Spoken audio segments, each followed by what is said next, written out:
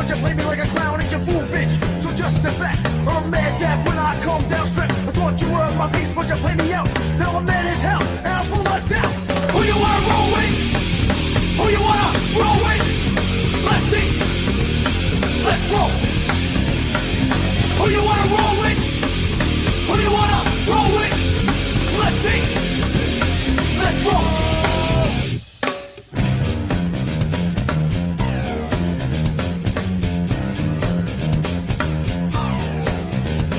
I'm back on the scene, it's time to get mean. I'm a lean, mean revolution machine. For what people stay, they sway. For today is good as any day. You'll feel slightly this, let's resist. Raise your fist and pump like this. Promises, promises over the top. Don't cross the line, and you know it's mine. Who you wanna roll with? Who you wanna roll with? Lefty, let's roll. Who you wanna roll with? Who you wanna roll with? Lefty, let's roll.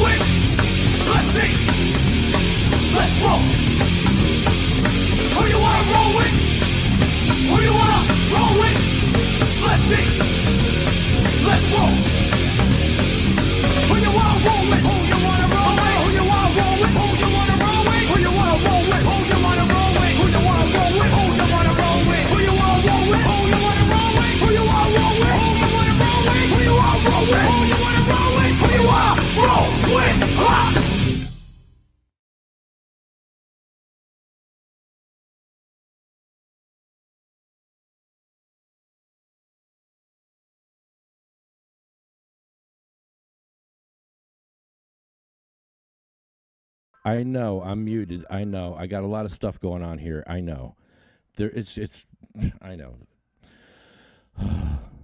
people. Please be gentle with me today. I'm having a bad day. My goodness.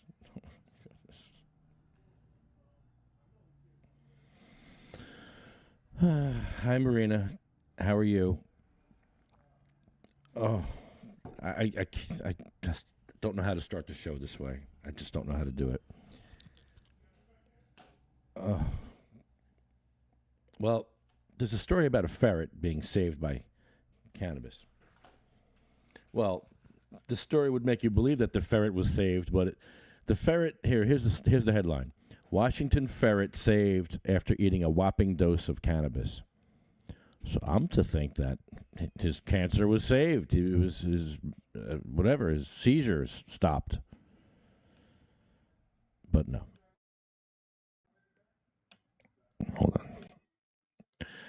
This story talks about a ferret named Vanilla that was fighting for her life. The heart rate of the ferret had slowed drastically. She was barely breathing. Her mental activity was stuporous to comatose. When Vanilla was admitted to the clinic, her owners and the veterinarians thought the 2-pound ferret had a serious head injury because the owner found her under a recliner. Thought she was crushed by the furniture and would explain her symptoms, such as tremors. But it turned out that Vanilla ate a whopping dose of cannabis. That's right, a whopping dose, a heroic dose. We all believed it was a traumatic brain injury, but they found out differently. So they admitted the pet to the emergency room. They found 3 edibles missing, which was 30 milligrams, and then they told the vet. They found THC in the ferret and used an IV to clear the THC from the ferret system. So then 3 days later, Vanilla was bright, alert, and responsive. She was released from the clinic after 4 days, and 30 days later, Vanilla's own reported she was healthy and active.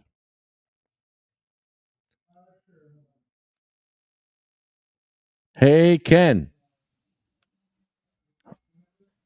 Hold on, I can't hear you. I think I hear Stu. I don't hear Ken.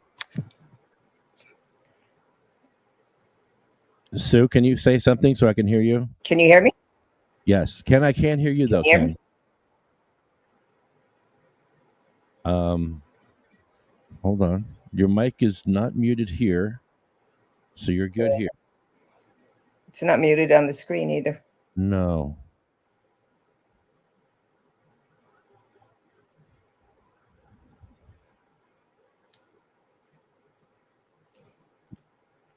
I was just reading a story about Vanilla, the ferret, who overdosed on cannabis, but she lived.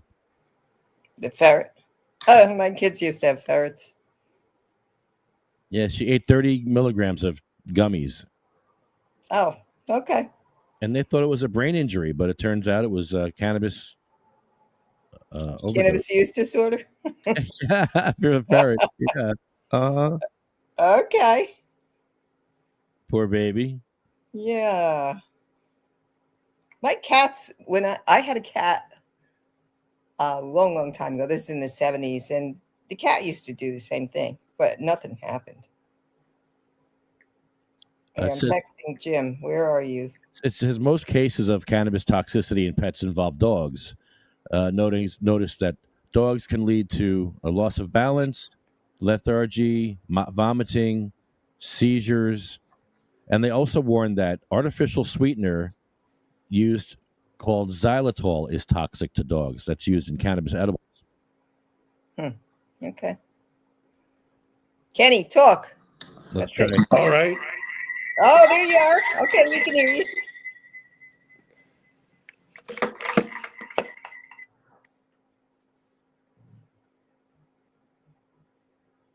Is that better? No, that's not the right one. Hold on, Ken. Yeah, he had you on two screens. Hold on. For some reason, I wasn't. You weren't getting my There audio. you are. On the computer. Can you hear me now? Okay, we can hear you now. Yeah. I just on my iPhone now. Hey, Ken, what's going on? Good. How are you doing? Good. Hi, Kenny. A lot of pain, but that's all right. We won't talk about that. Hello, Sue. How are you? I'm good. Let me see where Jim is. Jim's on stoner time. Yeah, no, I'm calling him. Howdy, Johnny Trash. So yeah, cannabis toxicity in pets. Keep your medicine away from your pets because they can't handle THC the way you can. Yeah, Kenny's on. Come on. Yes, Lefty told me 4:30. Yes. Okay. It's 4:29. Okay, goodbye. Are you talking to Jim? Yeah. He told me it's not 4:30 yet. What does that mean? I think technically he's correct. I have 4:29 your time, 1:29 my time. Yeah.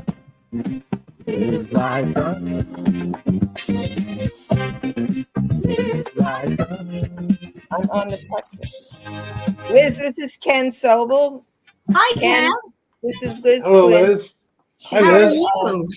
She's our senior advisor, even though we're all seniors except for Lefty. What category is Lefty in? AARP. I'm AARP qualified. Getting there. Oh, you're AARP. Okay, well if you're getting AARP mail in your mailbox, you are now a senior. Yes. Yay. And I was trying to break into that group even younger and then take it over. Never really worked out, but I will say that their car insurance product So is the- pretty good. So Yeah. yes, it is. So as soon as Jim jumps on, Kenny's going to talk to us about Ryan's Law and what's going on in California, and maybe we could touch a little bit about the Farm Bill, the hemp ban. Yeah, not too worried about it myself. At some point, we'll reelect a Democratic Congress, and they'll pass descheduling. That's really our only hope. You think? Well, they passed it twice when Oh, no. Democrats had control of Yeah. it, but it couldn't get through the Senate because of the 60 vote requirement for cloture. But they at least got it done through the House. And it just won't happen. I mean, they won't even bring it up for a vote. I mean, was readmitted again this year and hasn't been brought up for a vote, even though it's passed twice. Mm-hmm. There's But the Jim. House, so hello. Hey, Jim. Sorry for my tardiness, but I suppose you should expect doctors to be late for an appointment when you have one anyway. But he was pretty late, and so I was kind of like a captive audience, and I had to do one thing quick. I didn't expect such a prompt beginning either. How you doing, Ken? Doing great. How are you doing, Jim? Oh, I'm doing good. With all the respect I have for you and everything you've done and are doing, you think I'd have been here on time. So my apologies. No worries, man. Time is fleeting. Needed his mommy to call. So We're going to learn about Ryan's Law today. is it going to make me feel bad because it's workable and not happening here or something?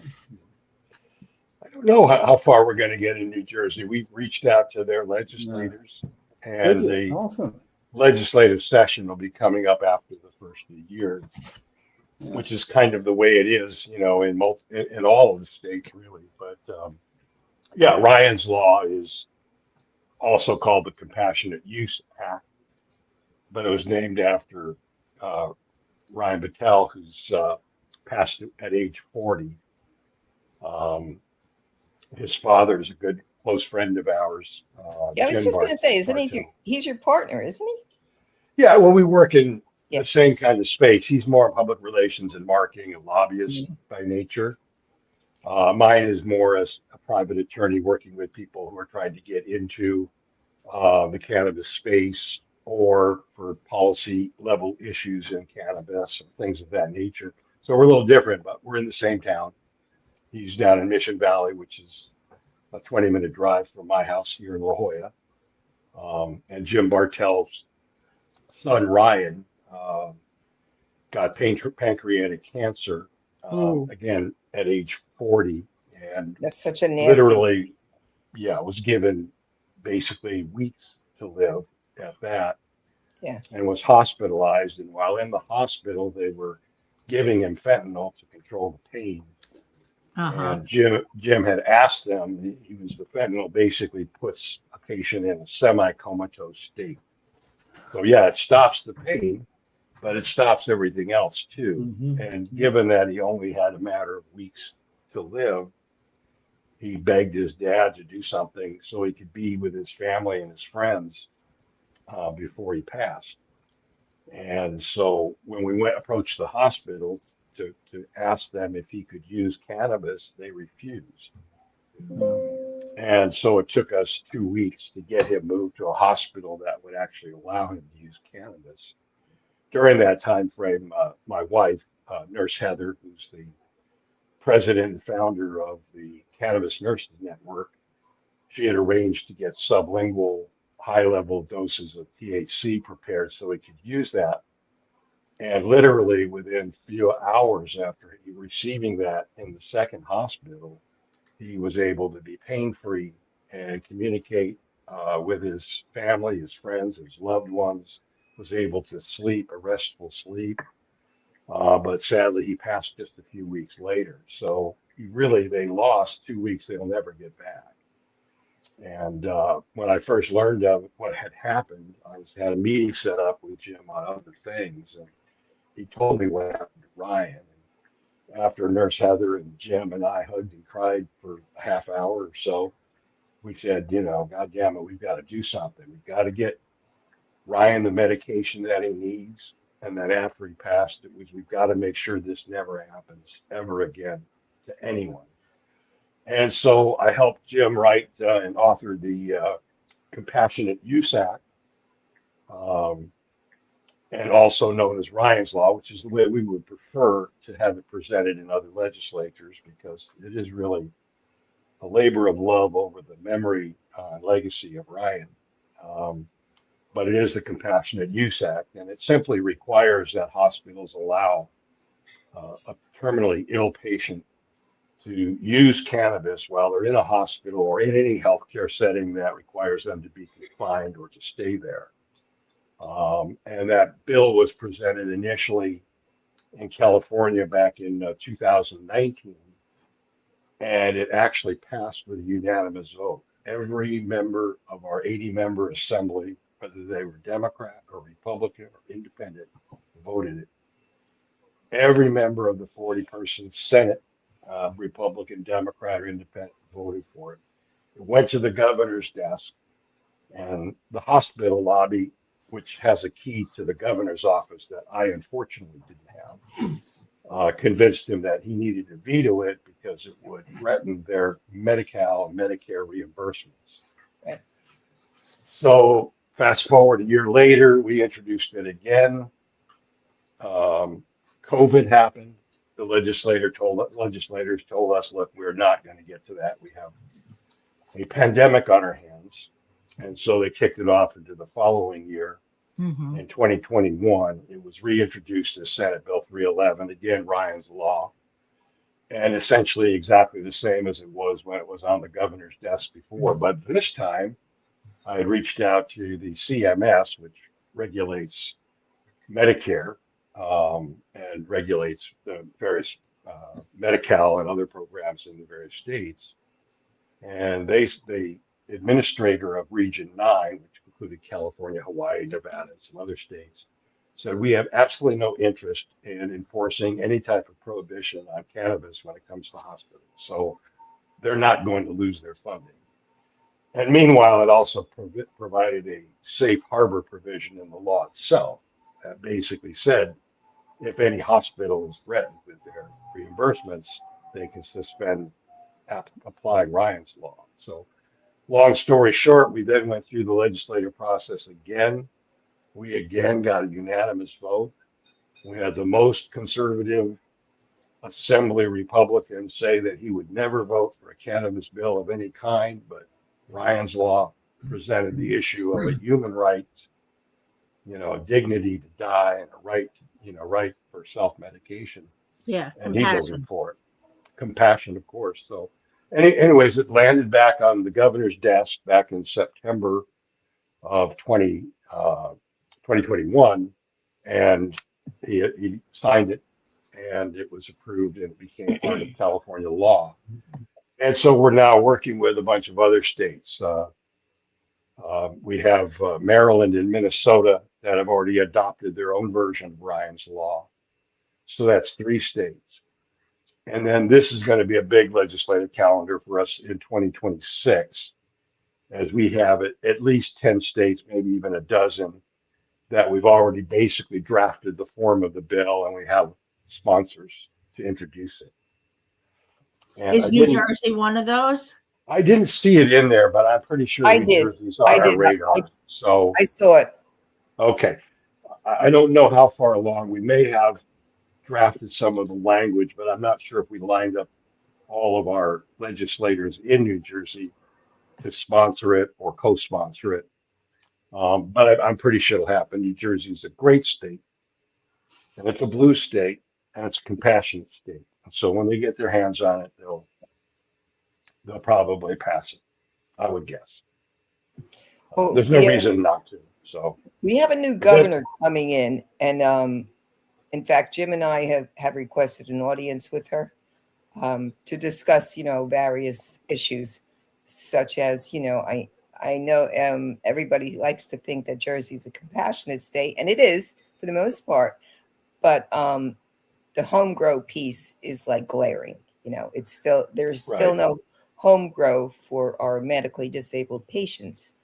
So that was really, Jim had drafted up a nice memo to her, and we sent it off, and then I requested, an audience with her, and we haven't heard anything back yet, Jim, have we? On your Yeah, end? yeah, we got a letter back, and saying the obvious. She's gonna be like really, really busy, and Mhm. it was kind of. I mean, I get it. I don't mind getting a letter that's basically a form letter, because it's where I find value is. Uh, she or somebody at her office now knows about the issue that we have a 4-plant medical cannabis home grow bill that is not allowed to have a hearing. It's going to be starting its 4th legislative session without the Senate president allowing it to have a vote. So that's why I framed the issue as one of more like censoring the pertinent and the best information a senator is going to have about a bill in the Senate, an informational hearing. So to prevent that, and so you can't say there's no will in the Senate, there shouldn't be. So she is going to see that has to be heard.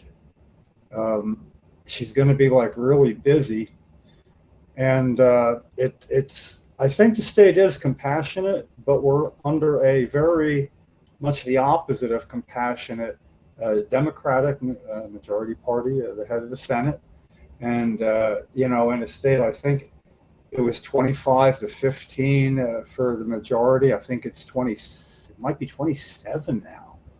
So basically, it's like heavily Democrat, heavily blue.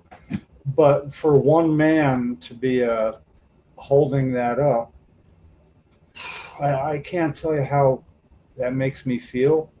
And when I heard about your commitment to Ryan's Law and why, I understand that on a different situation, but the same level of, I've given pretty much my whole adult life to just to get through home grow for patients, covering 35 years in New Jersey and federally, doing what I could. But this is really, really good news to hear what you're saying, because we have incredible ammunition that we didn't have before being able to put this in the mix. So bottom of my heart, I thank you for everything you've gone through to give us the chance to point to this. And that Maryland, did I hear that right? You said not California or Colorado, Maryland. We need Maryland. a state to point to, because we have the Senate president. Well, I'm going to Colorado. I get my information from Colorado. I'll be out there soon. What does he got to do? Smell it? Or I'm not in California. We're talking. I can see you. I can get, it's personal being on a meeting like this. But he used that like an excuse. However, Maryland. Yeah, we've got Rhode Island and Maine. Yeah. We'll have some New England states that'll be on board, and So that'll happen. But surprisingly, we're talking to Mississippi and Alabama, and some southern states, Louisiana. Yeah. I mean, we'll see how that goes, but we've got. But for there to be states that in that kind of proximity, this is where when we can connect with Nick Scutari's counterpart in Maryland, his Senate colleague, who would be, I assume, in charge of the Senate there. It would be nice to be able to point our Senate president to somebody and be able to say he's ready to take your call, ready to take your, talk with you, and let him explain why not. So seriously, you've done more for us to get this done here than we've been able to do ourselves. I mean, this is seriously in terms of Jim, in terms of home grow, I wrote the the law for the U.S. Virgin Islands, their Medical Cannabis Patient Care Act. Originally, it was written Oh, by me 10 years and 4 months ago, or 10 years and 5 months ago, and it's just been implemented recently. And I just received the first cultivation license for the VI just a month and a half ago, and we're close to getting into the retail dispensary applications. But in that bill that I wrote for the U.S. Virgin Islands, I have a 12 plant patient right to grow 12 plants. oh, That's patterned after New Mexico, which also has about a 12 plant grow. So I'm a big believer in the home grow, patient's right to grow. yeah. And of And, course, and California's always had 6 plants. let me ask you, what is the worst thing going on in New Mexico with that law right now? I mean, in other words, if we had Senator Scutari right here to listen to that, and he in any way, shape, is there a problem? I mean, there's always Uh, no bill is perfect, and he's the one that said we shouldn't let perfect be the enemy of the good when he wanted legalization here. So, Yeah, I mean, it's hard to say because in 1996, when California passed its first version of, the medical cannabis for qualified Prop patients, 215. Oh yeah. all Prop 215. I mean, of course, we were going to be sliding off into the sea, and all hell was going to break You're loose. right. Hmm. And since that time, we've grown to be the fourth largest economy in the world. So it's not. There's never been any real rhyme or reason or logic behind refusing to allow patients to grow a plant, or forbidding people to use, Well, there's what we know is medical benefits. well Mhm. there's less reason now because there's you to talk to, where when there wasn't, and 20 years ago there wasn't really solid because we grew up on a heavy dose of Governor Chris Christie saying we don't want to be like the Wild West of Colorado or California. Right. He inherited a bill being signed he didn't like at 10 o'clock the night before his inauguration and swearing in, and he did everything he could. I And remember. there was he waited 6 months. Well, I want to get assurances from the government that they're going to not come in and start arresting people for Schedule One substance. And right away, a 6 month delay. But what I'm hearing here, really is going to cut out some of that delay. I mean, it's really to be able to frame it that why is he not talking to people who can answer his questions?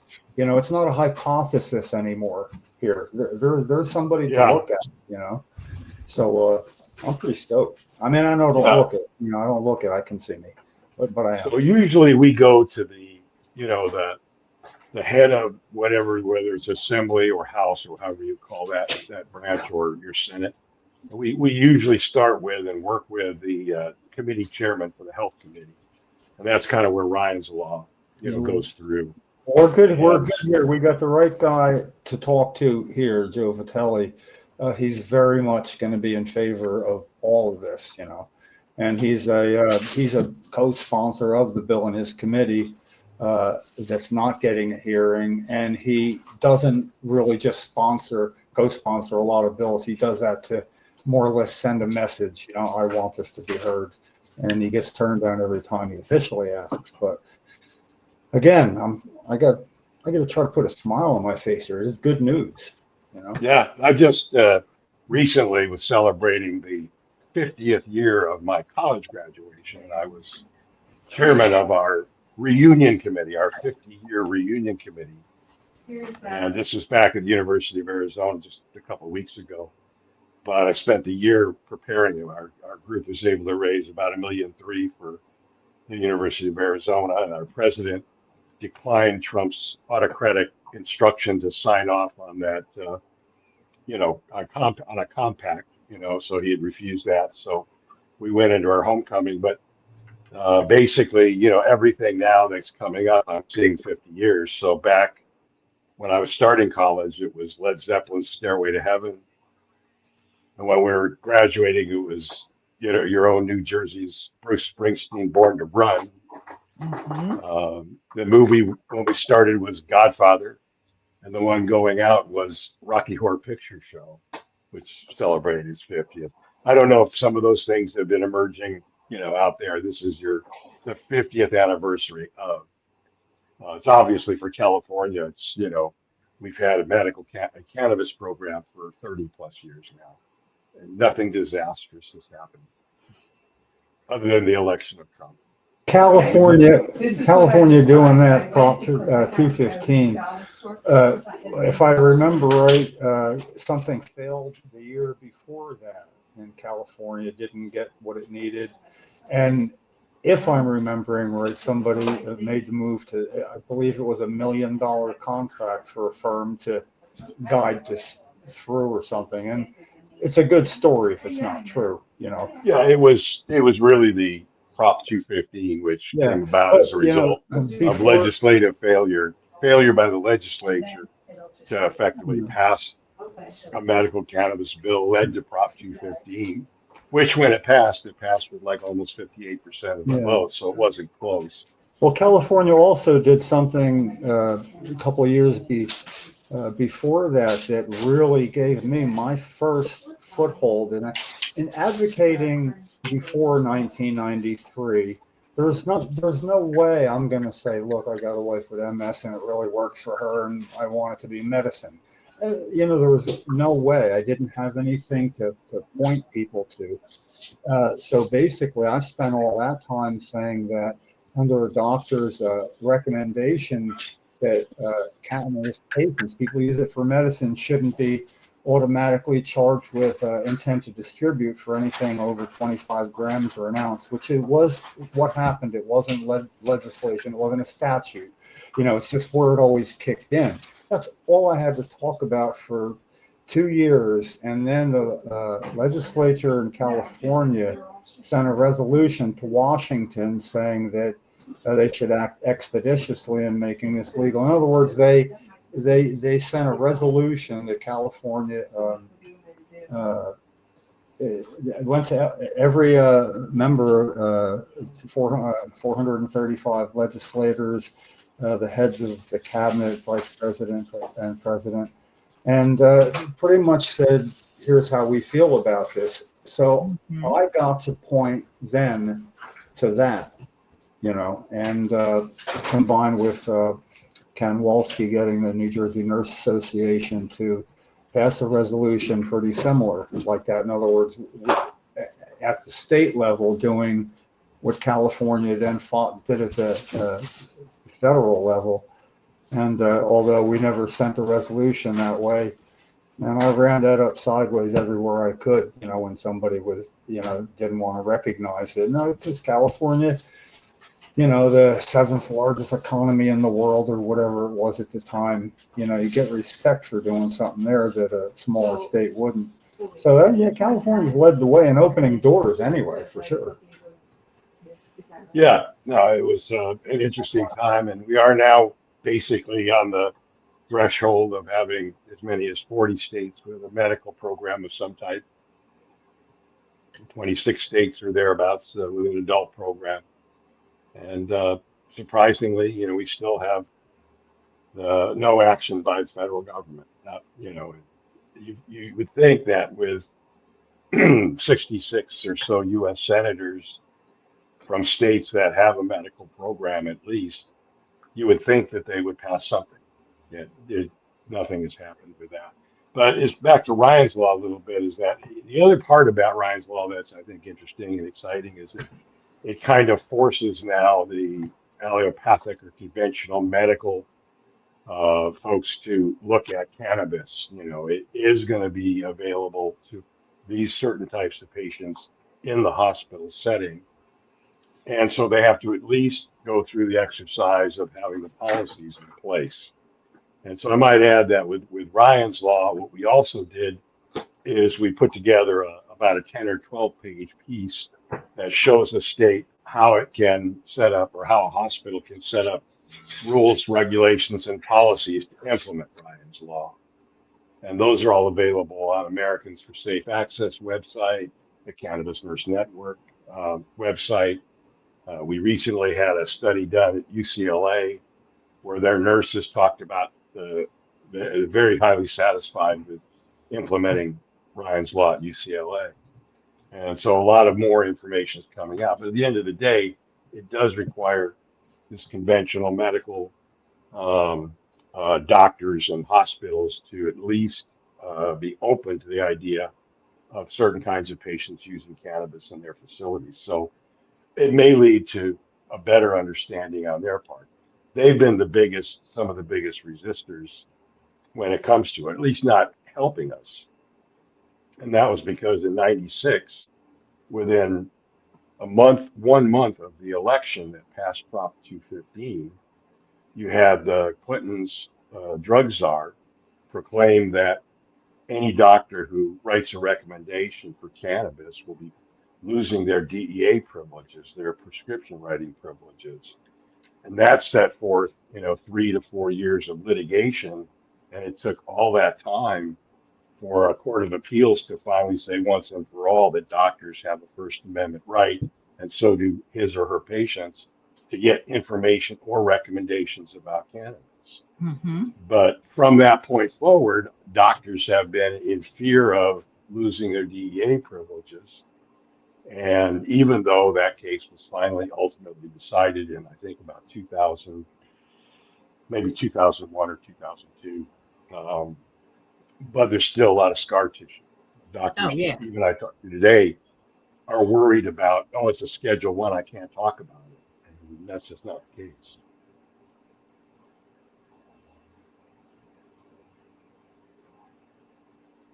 So where do we see we're going from here? Well, there's really no path forward as far as any continued legalization except at the state level. And there's probably only bad things that could happen because Trump has no interest at all in abiding by his campaign promises to legalize cannabis. If he did, they have 53 Republican senators and they have 220 or 21 Republican congressmen who've done absolutely nothing to move this scheduling forward. And on the other side of it, he's appointed a DEA administrator who's an enemy of cannabis.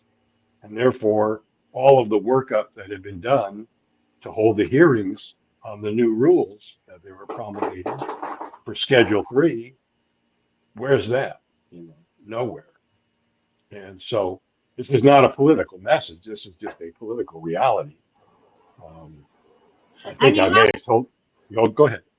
You have to wonder how many of them that are protesting are ones that got high in college. Yeah, I don't know. I mean, right? it's Become hypocritical because somebody's in their pocket. Yeah. Well, I'm not sure that the alcohol industry is all that excited about, legalized cannabis. I think they've fought against it. Prisons and law enforcement have fought against it, and now they more or less have come on board. But Well, there's in New Jersey the rehabilitation community or whatever it's called. They come out against pretty much anything that's is progress with medical cannabis, and that's where I get the feeling that our head of the health committee is a good guy because he'll stop somebody right there and go, that's not true. How do you explain that to me? And he will stop, somebody from doing that. So that's, we got that going. But yeah, no, we had when we presented the bill in the Virgin Islands, our opposition brought up like 6 different psychologists or psychiatrists from the VI medical community, and each of them, one after the other, would testify that there is no basis for any medical value for cannabis. And so the senator I was working with, I said, well, Senator, ask them if they know what the human endocannabinoid system is. And so then said, gentlemen, do you know what the human endocannabinoid system is? Each of them said no. Had no idea what it was. But there's no room, like I had helped a couple of Navy guys long time ago who were accused of eating cannabis infused brownies.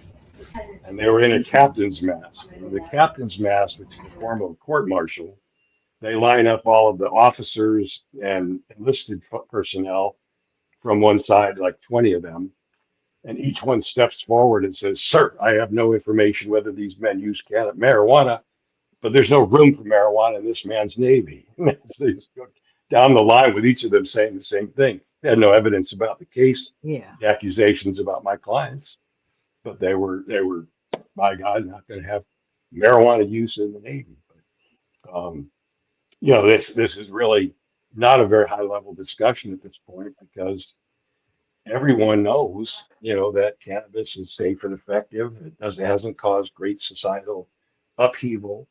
Um, if anything, it has tamped down the black market. I mean, there's nobody that's bringing bricks of marijuana across the border from Tijuana to San Diego anymore. When you mention the endocannabinoid system, it seems to me that for a physician to have an opinion on anything to do with cannabis, that should be a prerequisite for him even entering the discussion. Because if I know more than him about the endocannabinoid system, that's not a compliment to him. I'm not the smartest person in the room ever about that. But the fact that it's still apparently around 14% of medical schools that even teach it. Right. And the excuse is it's a Schedule One drug. I mean, and that it's not very medical. It's not very scientific, right? I mean, and with it being a Schedule One and the system, I mean, any attempt at moving that at all. At one time, it was like 2 years where, okay, now the government has to respond. But there was no time limit. It wasn't like you have to respond by this date or this date or this date. It's your turn. And the stalling was just so easy, years at a time. And I guess it's harder for me than some others to not hear the clock ticking, having spent the years I did knowing how important time was, I mean, have multiple sclerosis, a wife who did not consume cannabis recreationally speaking. And I always thought, well, that's fine. There's more for me. And if I run out, I don't, but that we didn't know that it worked. There was a lot of time wasted. But now when that same time is wasted for other people with similar problems in their families, and it's a whole family problem for people, not just the patient, it's even more egregious to me that there is any delay at all, because the clock's ticking and people just can't feel it, So I've kind of made it part of a mission in my life, not so much anymore to make sure people feel it, whatever. And I hear you. I had done a considerable amount of some medical malpractice and product liability litigation earlier in my lawyer career. And so when it came time and we were working with cannabis, I brought a case against the state of Arizona for refusing our petition that I had prepared to basically list post-traumatic stress disorder as a qualifying condition. And I went through the whole process, the judicial administrative law process in the state of Arizona. And at the end of a 4.5-day evidentiary trial, I'd proven to a reasonable degree of scientific certainty, which is the standard, that cannabis is safe and effective for post-traumatic stress disorder. And the judge ordered the state to add that condition to the state of Arizona. At the time, there were only about 5 other states that allowed as a qualifying condition PTSD. And then afterwards, basically every state that has adopted a medical cannabis program has included post-traumatic stress disorder. But I like I said, I could prove that in my sleep practically. There's so much literature that cannabis is effective for multiple medical conditions. When And was that in Arizona? that was 2014. Okay, because it was added here in 2016 Yeah. after. So the case took about a year and a half almost to prosecute. We had a group in Arizona that had already tried once and failed on PTSD, and then we picked up the pieces from that and put together our. I had some young law interns that helped us prepare the 120-page petition, and then after that was denied, we actually had a full-blown trial on it. And so I was actually cross-examining these so-called experts that the state was producing. And I remember when we started the trial, I brought in a little baby cannabis plant, set it on our desk just to show the judge that there's nothing very terrifying about this little plant. And then we proceeded to do evidence for 4.5 days. I took the testimony of a researcher who researches research, literally, um, and who had failed to use as part of his search results the human endocannabinoid system. But there was a lot of markers along the way. But it was really not difficult to prove that cannabis provides at least symptomatic relief, not a cure necessarily, but symptomatic relief. Yeah. Yeah, there was What was that? there was finally the FDA around 2011. The FDA did approve the protocol for a study that was to use 50 returning veterans from the Mideast with clinical diagnosis of post-traumatic stress that had not really seen anything effective, and they were of course denied the research material from the only source in Oxford, Mississippi, and I found that to be really out there. That it for a long time was, well, it wasn't FDA approved. It's not FDA approved. They kept trying to, and then when they did approve a protocol, they still couldn't get the study material to go about even trying to get the proof that it was, apparently necessary. That drove me bonkers. I ended up going. I went to we're about 3.5 hours from DC, so I would take emails from veterans, and I'd hand deliver them because I could go on down there, and I could walk into any office, and it starts out like this for them all the time. I want to talk about medical cannabis for post-traumatic stress, and they'd say, "Are you a constituent?" And well, I'm not even from the same side of the Mississippi. Let me whip this out, and I would say that to Blazing Saddles. It would make me smile, at least at the beginning. And I'd say, "There's a letter from," and I'd say who and where he lives. Most cases it was a he. And I said, "Let me read the first line to you. It says, I would appreciate it if you would have someone on staff talk to Jim Miller," me, when he hand delivers this to you and somebody in your Washington or your DC office." And that was the opening, where I got to talk to people and never got turned down. But it was basically because we were talking about veterans. You could do that for anybody else, but people generally know enough to give a little extra weight to something involving veterans or children, as it is. Yeah, Dr. Meshulam, I spoke to him back in 2013. He would say, he's the father of THC, the Israeli researcher who passed away a couple of years ago, the father of cannabis, really. But he would say, Ken, if soldiers returning from the battlefield were immediately given cannabis within 24 hours of their experiencing of these traumatic events on the battlefield, that they might not even get PTSD. Because it's the amygdala and hippocampus part of the brain where the harmful or offensive, trauma is received. that the cannabis would probably protect them from actually getting or having a severe case of PTSD.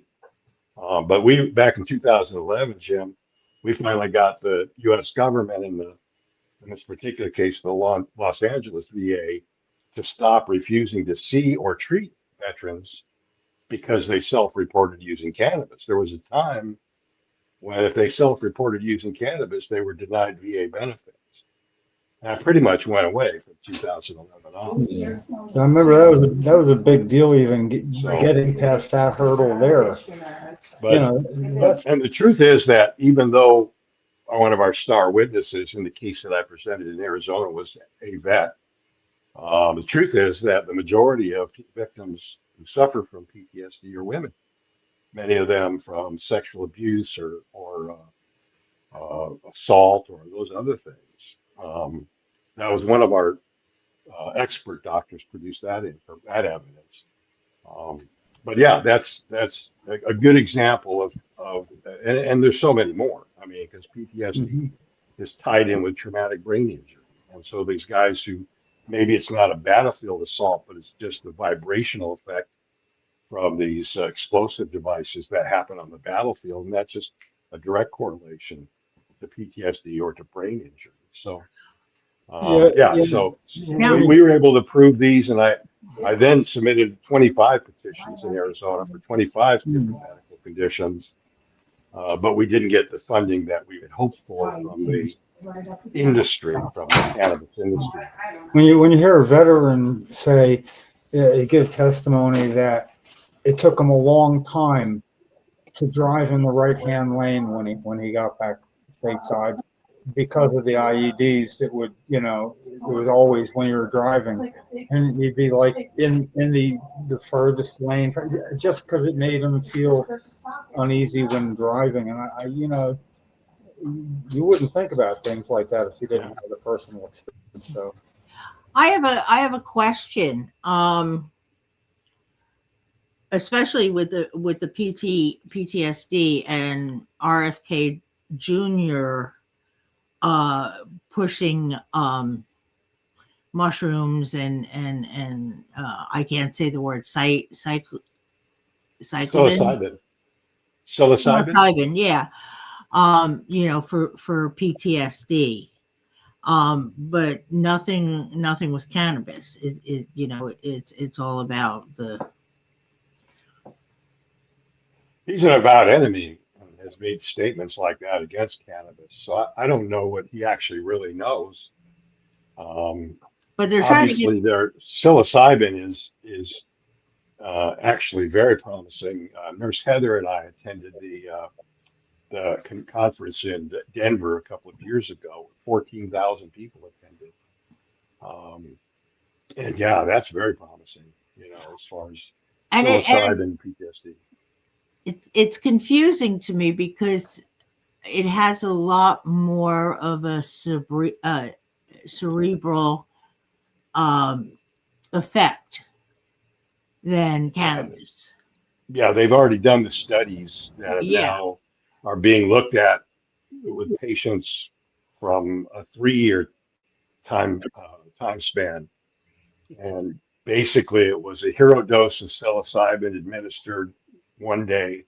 2 weeks later, a second hero dose of psilocybin administered, and those patients now 3 years out, like 70%, have significantly reduced or been cured in essence from the depression and anxiety that they were experiencing. We started out with cancer patients who are experiencing anxiety and depression.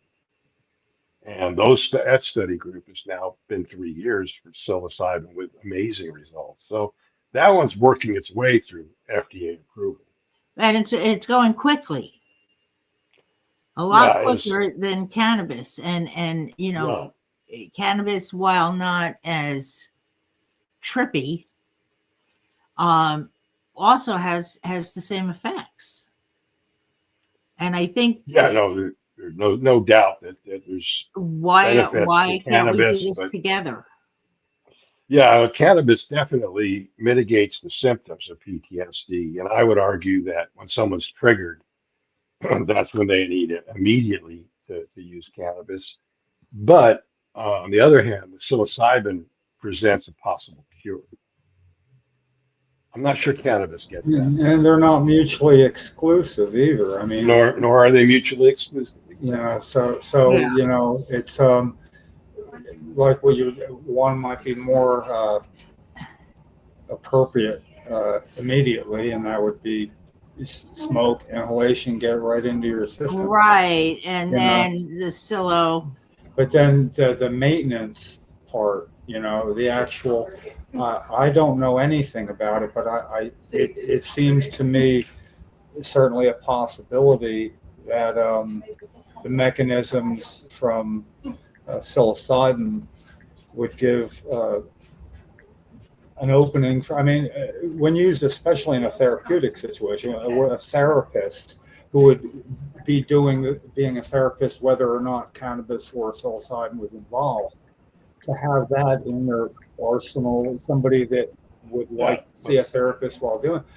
I mean, it's been several years, Jim, but they did a 60 Minutes, and 60 Minutes had talked to these top researchers in this area, and they said, here is the brain of a person suffering from anxiety and depression over their cancer diagnosis. And it's this cluttered mess of lines, you know, in the brain. And then they show the MRI right after they've had this significant dose of psilocybin. And it's kind of like all those lines are suddenly completely organized. You know, there's a total symmetry to it. And I mean, it's just, to me, that's physical evidence that whatever's happening with psilocybin is real. Mhm. But But we'll see. Like I said, they don't do these same studies for the cannabis. well, there's a lot of studies out there. You know, when I There's a lot started of doing, studies. There's a lot of studies. we see that there's well, the time when I started doing research in cannabis and presenting these cases like on PTSD, you know, there was that time about 23,000 reported studies that were done, or Right, but at any least government articles. studies, any government Well, the studies. government has always funded studies that show negative. That's part of their protocol. They won't fund studies, which is why when Dr. Right. Meshulam was doing what he did in Israel, he was still getting funding, but the funding was not necessarily to prove a negative aspect of cannabis. I looked at Whereas the all the studies that were funded federally in this country, all were only approved if they were designed to show negative well, you effects know, of cannabis. That's messed up. it's two things that really hammered that home for me. Is there was something, I forget the acronym, CRISP, but it was files of where all the cannabis went to that was allowed for studies, obviously for detrimental studies. And it came on that, you know, computer papered. It's one big long one's attached to the next. It's a stack like that, but you could make it a banner a half mile long. I got it's about like this stacked up. And I started reading through it. And they had primary, secondary, and even tertiary parts of a study. While somebody got cannabis in a study about the mating habits of sperm whales, and for the life of me, I mean, I wish I still had that. I mean, it seems impossible, but holy crap, you know. I mean, and every one was for detriment. So, Doctor, he's in Montana. I'll be right back. I can picture him. Anyway, it was the name will come to me. Wanted to study it for migraines, and filed. Wasn't that Ethan Russo? Yeah, So, Ethan Russo. Thank you. Actually, I got my first cannabis edibles from Ethan Russo because he was given some at wherever it was, and he wasn't going to have them, so he gave them to Cheryl and me. And I thought, oh, I finally got some cannabis from a doctor. Hell yeah, you know. But he did a study, got turned down for a study, and it was a small study. It wasn't going to prove anything anyway. But he 6 months later reapplied to prove whatever detrimental effects he maintained he might be expecting to find, and he got approved for it. So he got approved to study detriments of the same, and it was such a small study, it just slipped right through and didn't really have any effect. But it certainly showed what you're saying is quite true. If it's for beneficial effects. When the FDA approved protocol for a test for PTSD in veterans, when that wasn't approved, the illusion was over. It's just, I don't know. Well, yeah, I mean, that was Sue Sicily, who basically, Sue is from Scottsdale, Arizona. No. I met the Israeli researchers at her house in the summer of, I think, 2011 or so. But she was the one that had pushed for the study and had gotten funding to study veterans suffering from PTSD. And then she was part of the first group that tried to get PTSD approved as a qualifying condition in Arizona, but lost. So yeah, I know those, and those are the documentaries that was done by called Weeds on CNN with Dr. Gupta. I don't know if you remember Dr. Gupta. And he did those 3 different series on that. And I call it. We have a Facebook page called Ganja Gupta. But yeah, that was for those. And the thing that's always been interesting to me is how the demand is such a demand for all these studies when you're actually dealing with a plant that's had medical use for 5,000 years.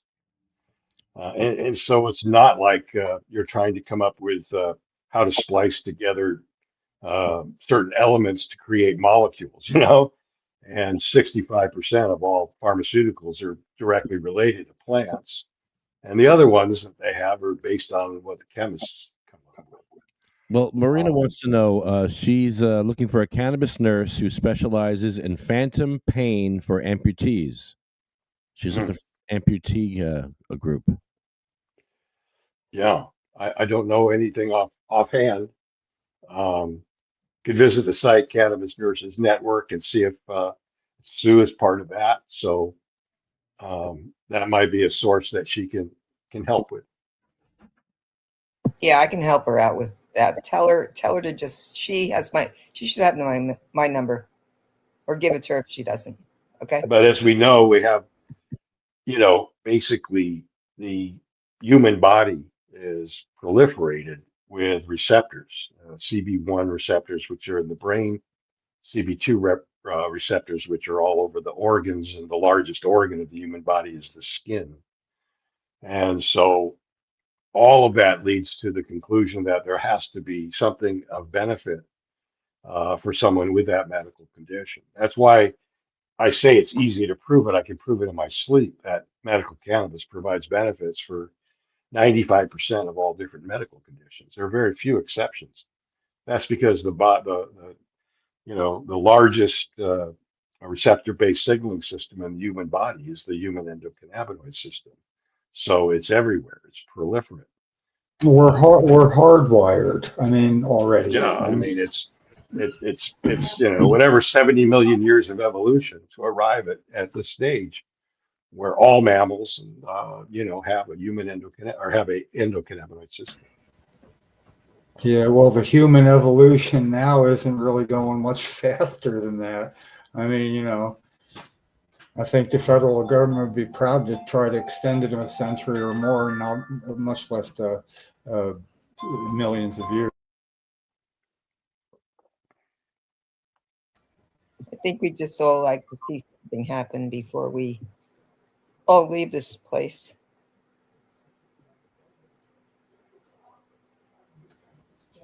I don't have an office in this house. Sorry about that.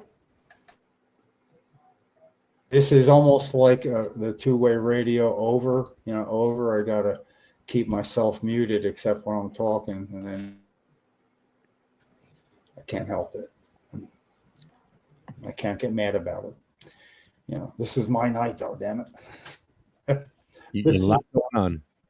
It's the absurdity. I don't know how many ways are there to display the absurdity of what's going on. It's we're over the falls already. I mean, this is something that it has a lot of inertia. I'm just surprised it's still taking that long to get to whatever the breakthrough point would be. Where they do start teaching the endocannabinoid system about that in medical schools. When that starts happening, I'll believe we're going to actually get to where it needs to be one day. Not in my lifetime. I'm cool with that though. As long as I see it going that way, and I see it a little bit more now. I'm still really anxious to really delve into Ryan's law and how it's working in Maryland and Rhode Island. Did you say, or is that going to be soon? Maryland and Minnesota. Oh, Minnesota. And Rhode Island and those New England states and Maine. Yeah. They've got markups already, so they've already got some, and so I imagine that we'll be successful in those New England states. It'll take longer, in these southern states, I imagine, because there still are skeptics there, even though the 3 states that I mentioned all have, a medical cannabis program.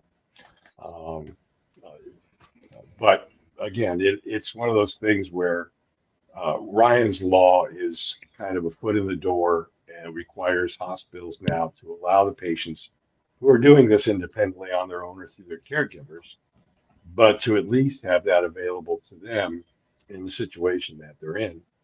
And hospitals have to become more aware of it. And like I said, Nurse Heather and I actually did a grand rounds for a hospital system in Connecticut. And it was exciting. We had a chance to really talk to doctors and others who were had an interest in learning more about cannabis, and that's progress. It is the window of time that I thought was going to be open a long time ago, Jim and others, after the human endocannabinoid system had become more of a talking point and a legitimate, validated, research tool. I thought that would happen a long time ago, and it takes a long time for some reason because of the politics that are involved.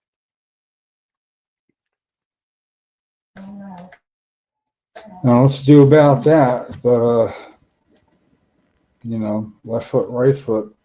But I think my problem is that it's so going on so many different directions in so many places, beneficial changes going on. There somehow can't act a little more cohesively between states that have made some progress and their counterparts in states that aren't making quite the progress.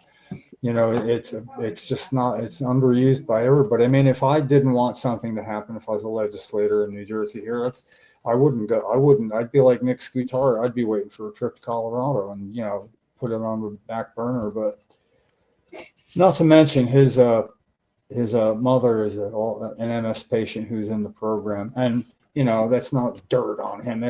He's quite proud of the fact that the program benefits his mom. And cognizant of what it must be like or what it would be like for her and him if she couldn't afford it and couldn't grow it. I mean, not that all patients are gonna, but it's the talking point that works, it's a weed, I mean, basically I find it even a little strange because I don't grow that. Yeah, I help it grow. It kind of does the growing all by itself, I recommend this part when I'm working with clients who are involved in the industry and have a retail operation. I encourage them to sell plants, to patients, help patients learn to grow at home, provide them with the equipment necessary to have a small 6-plant, 12-plant garden, and do all that, because at the end of the day, even if that patient or that consumer doesn't succeed at growing, they have a lifelong allegiance to that dispensary that offered to help them. You're not going to lose that much business, but you're going to get a lot of loyalty from your customers who understand that you're trying to do the right thing. So that's a standard recommendation that I make to my clients who are either own dispensaries or seeking to get into the retail aspect of cannabis. Well, we do have a leading shore grow entity that offers growing supplies, everything you need, and Good. they're ready, real ready to be available for anything. One of the smartest guys I know on the subject is at Shore Grow, and because it's going to be a little patients aren't going to be able to grow it, anything to do with that, to have somebody like really ready and credentialed to be able to hold his own with anybody on that. And he definitely agrees and sees the wisdom in what you were just saying, that you can't go wrong doing that. And he knows a lot of people that, there are people who know how to grow can easily spread that knowledge to somebody that doesn't. And you're allowed to have somebody, if you were growing in your home, could come in and touch your plants, and can't take one away, and they can grow. They can teach you to grow. They can help you grow. They could, somebody that can FaceTime can look, here's my plant. What do you think? I think that's just going to be a natural happening. A little cottage industry is going to grow up where that's going to become a really selling point for somebody that's going to be, especially if they're going to be doing indoor growing. It's going to be quite the promotion thing to have the right staff to be able to take care of you from beginning right on through it, and then be able to get testimonials from people like me. That seems like the only way I'm ever going to take part in this green rush atmosphere. I would probably be trusted if I said this gross, they're the real deal at this store. So maybe I could actually help make that happen. Not to get anything for myself, although I'm a patient also. I had catastrophic foot injury, and I'd love to be able to grow, and I'm not able to grow where I am because it's not my house, and I got to respect that. Oh, there's Nurse Heather. There are some medical She's the schools smartest that person. have begun to teach about the endocannabinoid system. I know the University of Maryland is teaching. Robert Wood Johnson is teaching. So there are some. Stockton College also. That I know. There's a few around. So Yeah. I mean, it's a slow thing, but it is happening. I'm very excited to hear that Robert Wood Johnson is doing it. Yeah. Well, 14% must be 16 by now, right? I mean, how do we find that out? I want a new number. 7. I'll just make one up. 18%. There. Everybody feel better? I do. Well, as Sue knows, because she's been a valuable contributor to the Cannabis Nurses Network, that site alone has all the information that anyone would ever need to provide you a comprehensive understanding of the human endocannabinoid system and all aspects of utilizing cannabis to its maximum medical effectiveness. So, Cannabis Nurses Network is a good source to see it. And a lot of the programming that they do is on the level for nurses, but it's presented in a really understandable way, so that a layperson who doesn't have medical training can actually understand it. So I would invite your listeners and all of you to check out that site, join and become a member. And it's really inexpensive. And you have a comprehensive, I think they probably have 60, 70, 80, maybe Sue knows for sure, but units or hours of education on all aspects of cannabis. So Yeah, CEUs are provided. And I don't CEUs. really pay much attention to it because I don't need any CEUs. But there was something. Oh, what I did want to mention, just to backtrack with psilocybin, some of the research studies that they're doing, they're doing just in the same way as um, some of us that I know of have microdosed, and that is how they're dosing patients. So it's kind of an interesting concept, Um, we know that the dosage for psilocybin is usually at 4 milligrams. Okay, so to use it recreationally anyway, or for people that are looking to have trip assistance, they usually go 2 to 4 milligrams. Anything above that kind of like throws them off. So What would a microdose be in milligrams? I mean, if somebody was having microdosing, what would 2 that? milligrams 3 times a week. Yeah, That's I'm not on a regular schedule, but I about twice a week I have a microdose. I just notice it in so many ways that have nothing to do with me being high. Mm. It's if I want to get higher than that, I'll have a smoke with it. But I don't know if it's static clears. I can I have more fluid speaking. I can pick words off the word train going by and censor it without it's things have gotten a little clearer for me. And that lends to the theory about psilocybin really being able to support the population that has attention deficit disorder, because the focus is there. Yeah. So it'll be pretty interesting to watch to see how this all Yeah. works out until anything else happens. I think that we have in Jersey, I think, and I'm hopeful that we have a little bit better of a chance with our incoming governor-elect, Cheryl. Yeah, we have definitely have a better chance. I mean, Yeah, as far as that yeah. goes, way better. She's proactive, and I don't know. I'm excited to be able to meet with her, when we get that call. So we'll see what happens. Until then, I don't know. We just keep doing what we're doing. Yeah. Yep. Well, yeah, well, actually, Educating people. we do more of it too, and Mhm. make sure we triage our efforts and have things And start. get the word out. Educate. The other thing about psilocybin, though, don't forget, like, people, it got a bad rap for a while, because people were getting sick from it. But that was the mushrooms that they were picking out of the farms.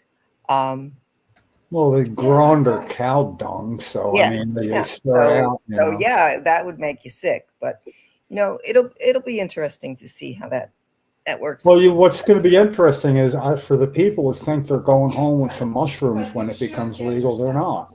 They're going to be able to go to a state.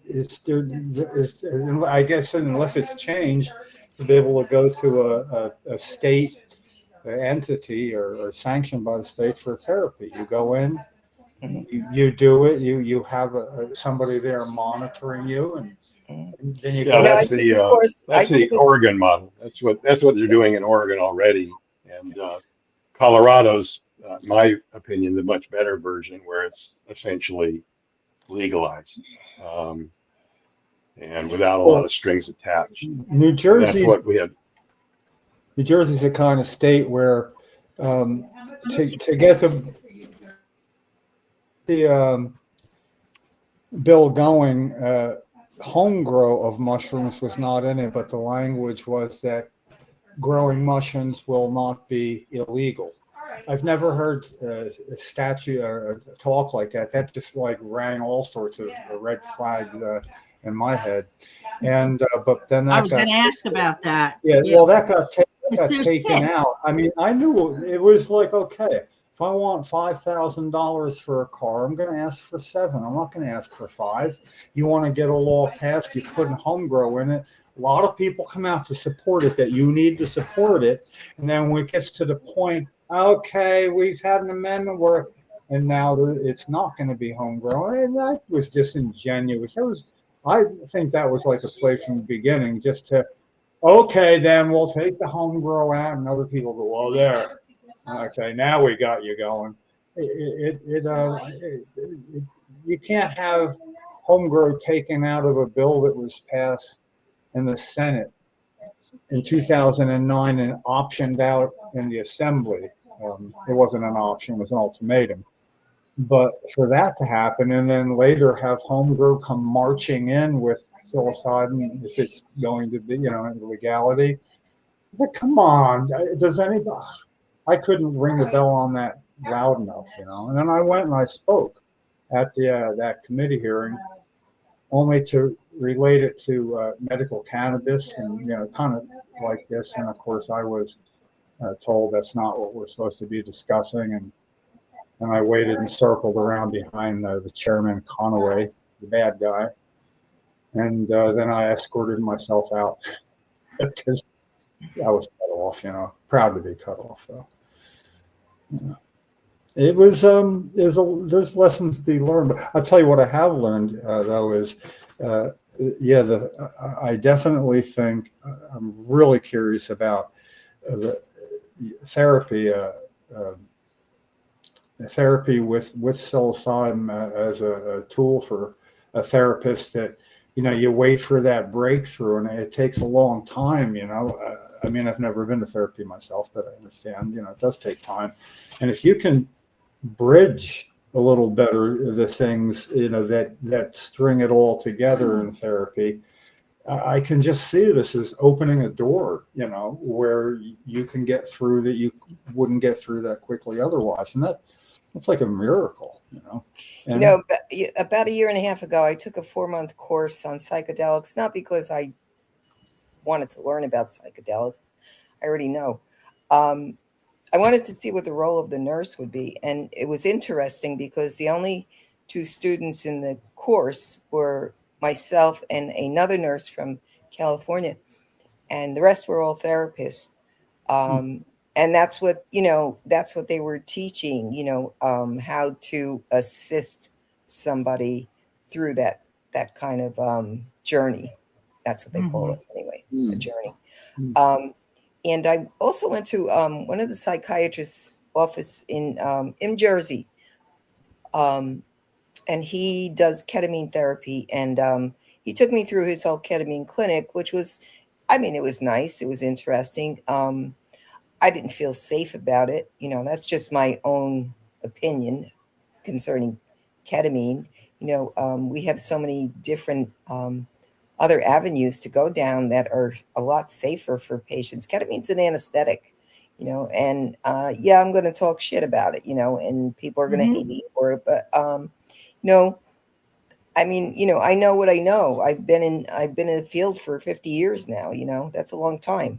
So I don't know. We'll see where it goes. But there is no role.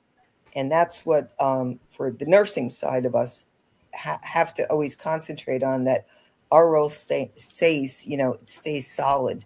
It stays where it should be, because we're really the ones that, did move forward first, in any kind of profession, other than the farm industry, the agricultural industry.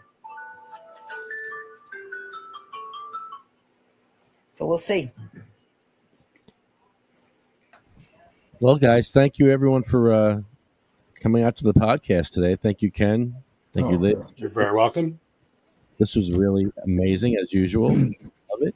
Well, I was wrong in my word in the beginning, or am I going to hear something that's going on so well somewhere else that we're not going to be able to do in New Jersey?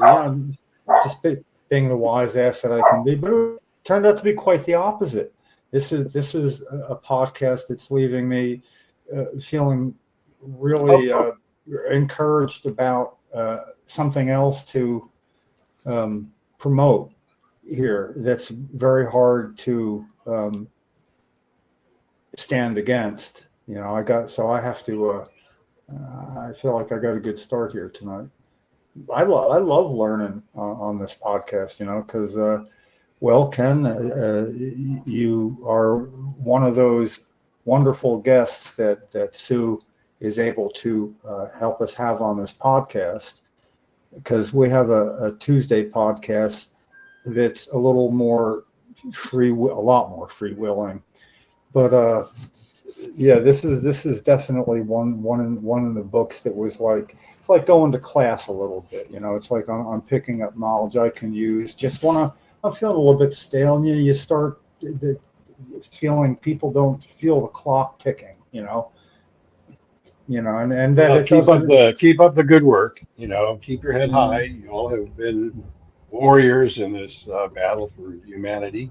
Yeah. And hey, when Ryan's Law comes around in New Jersey, you know, let's get it passed. Let's one more step for compassionate use, and You good can luck with your efforts on getting a home grow. I mean, that's just logical. I'm It's trying to a, get. But thanks I'm for trying to. having me. I'm trying to get wheelchair access for a YMCA in Bayonne. They sent me. I belong to the Lions Club. Lions Club sent me on a mission because there's a guy at the YMCA living there, and they want to kick him out because he's disabled. He can't go up the stairs. But they have an elevator, but the elevator is only for the janitor, not the disabled people. It's just so weird, the whole thing, and so a lot of fighting, a lot of fights to Wow. fight here. Yeah. I actually, and I forgot to tell you about this. English Thomas's English Muffins. I was stopping at the 7-Eleven. He parked straight across the disabled space, not even pulled in, straight across, and there was plenty of room for him to go up further. I had a word with him. You did. Oh, absolutely. Good for you. bet you had more than a word with him. I got an apology. Kenny, thank you so much for coming on tonight. Yes, Yeah. Ken. You're welcome. Yes, Yeah. thank you. It was great Yeah. meeting you and man. learning about Ryan's Law. Thank you. Yeah, All the best to you. and your tenacity and eye on the end game is admirable. Yes, and I always say, when it comes to cannabis, objects in the side view mirror are further away than they appear. So we will get there. We'll get there. Thanks, man. Nice. Before we all leave the planet, right? Yeah. Yeah. Yeah. Look This at us. Thanks, Kenny. We're getting up there. our podcast. Well, thank you, Mad Hatter, CMMNJ, UFCW, Arlo Glass, OprahMachine.com, SativaCross.org, and CannabisNursesNetwork.com. Right? That's the website, right? That's it. Yep. So, yes, check it out. Yes, sir. CannabisNursesNetwork.com. Yes. We have a list at the end of our show that we read. It's a list of friends and family that were cannabis patients or waiting to be cannabis patients legally, and Yes. that didn't make it. Or And I- advocates who weren't patients are included, like especially when you get to Roger Barber. His daughter was a patient. He's a lawyer who made New Jersey technically the first state to allow Schedule One substance on school grounds, because she was at a specialty school where she had was it Dravet syndrome? I know it was epilepsy. But anyway, and he passed away, and it really put a great strain on him. So this list, I believe it has 61 names on it. Just to say it real quick, it's kind of like they do at the World Trade Center every September 11th. They read the names out loud, and it just keeps them in our hearts a little closer. And it gets me it's like I knew these people, a lot of them, most all of them quite personally, and they're real. So Lefty does that, and then we recite a quick ode to remembrance, which was written for soldiers in World War I, but it applies to the people that die in the struggle for their cannabis rights. So go ahead, Lefty, make us feel bad. Cheryl, Sabina, Diane, Gracie, Cindy Mae, Marie, Jack, Joan, Randy, Polly, Bill, Chad, Jeremy, Colette, Matt, Troy, Russ, Roger, Jay, Ella, Hattie, Jackie, Anthony, Jake, Armando, Felicia, Lynn, Dan, Sean, Joyce, Lori, Frank, Brian, Flo, Carl, Thorne,